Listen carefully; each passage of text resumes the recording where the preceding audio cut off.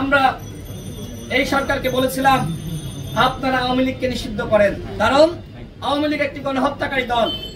আমরা ইতিহাসে পাঠ করেছি ৭১-এর পরে শেখ মুজিবের নেতৃত্বে জাসদ এবং ওই সময়কার ভিন্ন মতের রাজনৈতিক দলগুলোর প্রায় ৩০,০০০ নেতাকর্মীকে হত্যা করা হয়েছে শেখ মুজিবের নেতৃত্বে, তার নির্দেশনায়।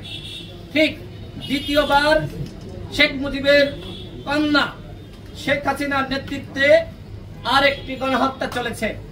আমরা তৃতীয়বার কোনোভাবে আওয়ামী লীগকে এই ব্যানারে সংগঠিত হয়ে আমরা গণহত্যার সুযোগ দিতে পারি না। ইতিমধ্যে আমরা দেখেছি আওয়ামী লীগ সারা দেশে মাথাচাড়া দিয়ে উঠেছে। গতকাল তারা শেখ মুজিবের জন্মদিন উপলক্ষে সারা দেশে মিছিল করেছে, একজনও গ্রেপ্তার হয়নি। সরকার কি করেছে? গোয়েন্দা সংস্থা কি করেছে? আমরা আগেই বলেছি এই প্রশাসনকে বহাল রেখে, এই পুলিশ রেখে, এই গোয়েন্দা সংস্থা রেখে কোনোভাবে রাষ্ট্র সংস্কার করতে পারবেন না। সরকারের উপদেষ্টারা বলেন যে এই 80% আওয়ামী লীগের পুলিশ। তো ভাই, আপনারা এই 80% নিয়ে কিভাবে রাষ্ট্র সংস্কার করবেন? বিপ্লবী ছাত্র জনতা যারা অভ্যুত্থানে ভূমিকা রেখেছে তারা প্রশিক্ষণ প্রাপ্ত। এই বিপ্লবী ছাত্র জনতা তারা পুলিশকে, আওয়ামী ফ্যাসিস্টকে তারা প্রতিরোধ করেছে। আর কি প্রশিক্ষণের দরকার আছে? তাদেরকে আপনারা 1 লাখ বিপ্লবী ছাত্র জনতা যাদের শিক্ষাগত যোগ্যতা আছে, সাহস আছে, সততা আছে, বিপ্লবে ভূমিকা রেখেছে, তাদের মধ্য থেকে 1 লাখ ছাত্র জনতাকে 1 মাসের শর্ট প্রশিক্ষণ দিয়ে তাদেরকে পুলিশ সহ বিভিন্ন বাহিনীতে দায়িত্ব দিতে হবে, নিয়োগ করতে হবে। আমরা সেই দাবি করছি।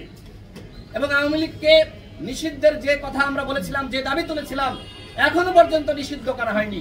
বরং আমাদের প্রধান উপদেষ্টা বলেছেন, তিনি বিবিসি সাক্ষাৎকারে বলেছেন যে আগামী নির্বাচনে আওয়ামী লীগ অংশ নিবে কি নিবে না এটি নাকি তাদের দলীয় সিদ্ধান্ত। আমরা বলছি আওয়ামী লীগ এই বাংলাদেশে আগামী নির্বাচন কেন, আর কোন নির্বাচনে অংশ নিতে পারবে না। আওয়ামী লীগ গণহত্যা চালিয়েছে। গণহত্যার পরে পৃথিবীর ইতিহাসে কোথাও কোনো দল নির্বাচনে অংশ নিতে পারে নাই। যদি আওয়ামী লীগকে নির্বাচনে আমরা অংশ নেওয়ার সুযোগ দিই, তাহলে শহীদের রক্তের সাথে বেঈমানি করা হবে। গণ অধিকার পরিষদ সেই বেঈমানি করার সুযোগ দিবে না ইনশাআল্লাহ।